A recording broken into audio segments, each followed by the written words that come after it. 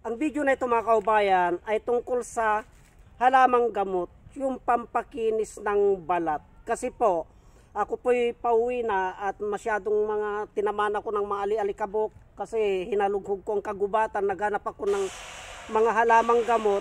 At ito po, nadaanan ko po yung pampakinis ng kuan kasi nabilad ako sa araw, ang init-init po mga kaubayan, no? Tignan ninyo ang tindi ng init. Kaya mag-apply po ako ng pampakinis ng balat. Ito po mga kaubayan, yung papaya. Ayun po, papaya. Kukuha po ako ng papaya mga kaubayan. Yan po ang gagamitin ko para na pampakuan ng balat. Subukan nyo po, wala pong ang masama. Kukuha po ako mga kaubayan, saglit lamang po at kukuha po ako ng papaya.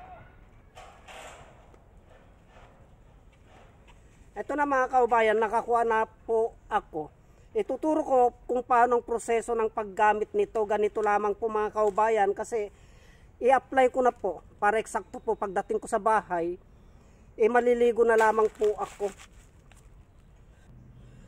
Ganito lamang po ang pag-apply nito mga kaubayan. Linalumukos po na ganyan yan. Yan, pinapakatas po. Saka po i-apply ko na po para pagdating ko po sa bahay, maligo na lang po ako. Ganyan lamang po. Eksakto po, pag nasa bahay na po ako, nakababad na ito mga 30 minutes siguro, mahigit pa. Pampakinis ng balat. Ganyan lamang po mga kaubayan, subukan nyo po, pampakinis ng balat yan. Dahon ng papaya, ayun o, nadaanan ko lamang po. Nakuan. Yan, pakatasin nyo po. Ayan o, kumakatas o.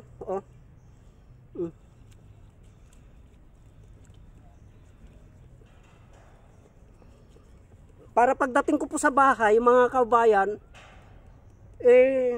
maligo na lamang po ako. Total, pauwi na po ako eh.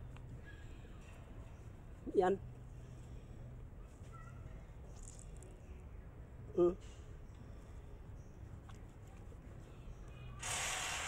Pampakinis ng balat yan mga kaubayan, huwag niyong gawing biro.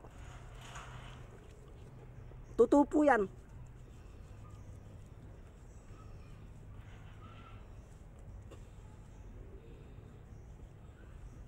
Para pagdating ko po sa bahay,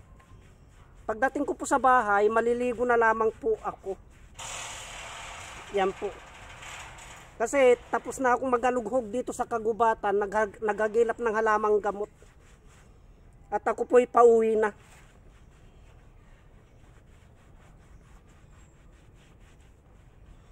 Subukan nyo po. Lalo na kung may mamantsa-mantsa yung mga katawan ninyo. Yan. Yung mga balat ninyo. Basta't pakatasin nyo pong ganyan yan mga kaubayan. No? Gawin na ninyong lotion.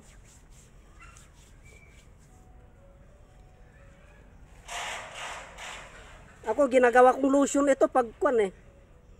Kaysa yung bibili-bili pa ako ng kung ano-anong lotion. Ito na lamang po.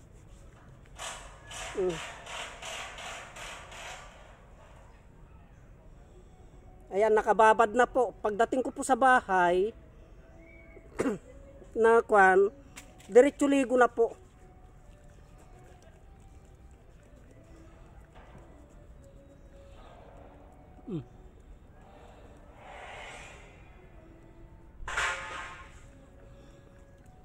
Yan po. Yan. O di, ayos na. Tanggal na yung mga mantsa-mantsa ng katawan mga kaubayan. Kaya pagpatuloy ko na po ang paglalakad kasi pauwi na po ako, medyo malayo-layo pa po. Mga 30 minutes pa. Kaya tuwing magagilap ako ng halamang gamot ay pumupunta po ako dito sa SBMA, gubat ng SBMA, at hinalunghog ko pulat yan kung saan po ako makakita ng mga halamang gamot. Kaya yung mga halamang gamot sa ating kapaligiran ay pag-aralan po nating maigi mga kaubayan kung ano yung mga naidudulot nila sa atin. Hanggang dito na lamang po at marami pong salamat.